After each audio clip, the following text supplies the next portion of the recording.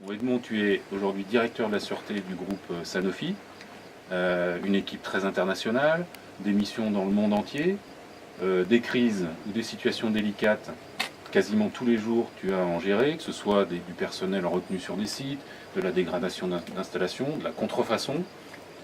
C'est quoi aujourd'hui les fondamentaux pour toi de la gestion de ce genre de situation qui vont te permettre de réussir?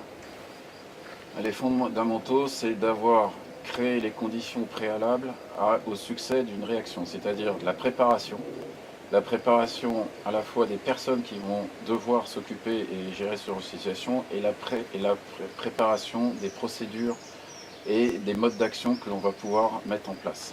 Donc, le personnel, les procédures, les moyens à mettre en place. Ça, c'est le triptyque qui fait que ça fonctionne dans une organisation qui est un peu particulière, puisque tes responsables de grandes régions dans le monde sont finalement souvent seuls face à une situation.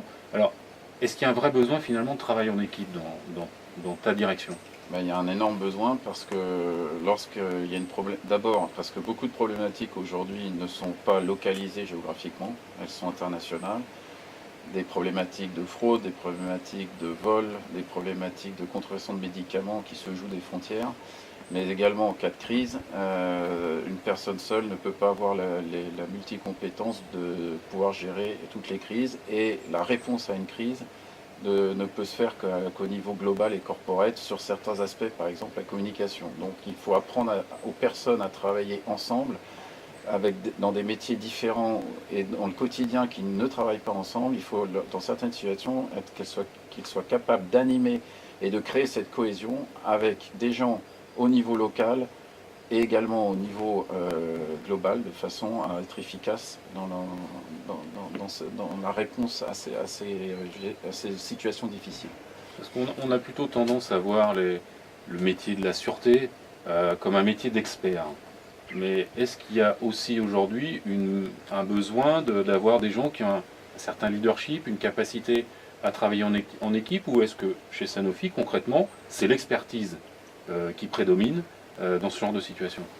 Non, pour moi, très clairement, vous devez avoir la base pour manager et d'être un professionnel, certes, donc d'avoir le savoir-faire propre à votre métier, mais bien entendu, lorsque vous devez répondre à des situations qui sont délicates, vous avez besoin d'avoir des qualités de leadership pour mobiliser des équipes et leur fournir les outils et les méthodes qui permettent à des gens dont ce n'est pas le métier, qui n'ont pas eu l'habitude de vivre dans ce genre de situation, de savoir comment réagir et justement d'être capable de rassembler les diverses expériences du groupe en dehors des chaînes hiérarchiques normales pour mettre en place une organisation adaptée qui répondra de façon pertinente à la situation complexe qu'on doit affronter.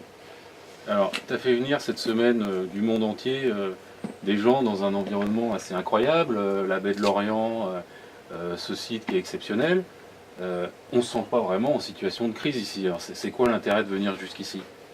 Alors l'intérêt de venir jusqu'ici, c'est de cumuler effectivement et de joindre l'utile et l'agréable. Donc un stage dans un premier temps qui permet de travailler sur la gestion de crise et qui lui a lieu dans l'environnement naturel dont peu connaissent et qui est source de stress pour ceux qui ne connaissent pas, l'environnement maritime. Ouais.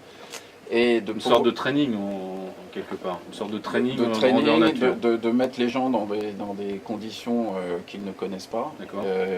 Et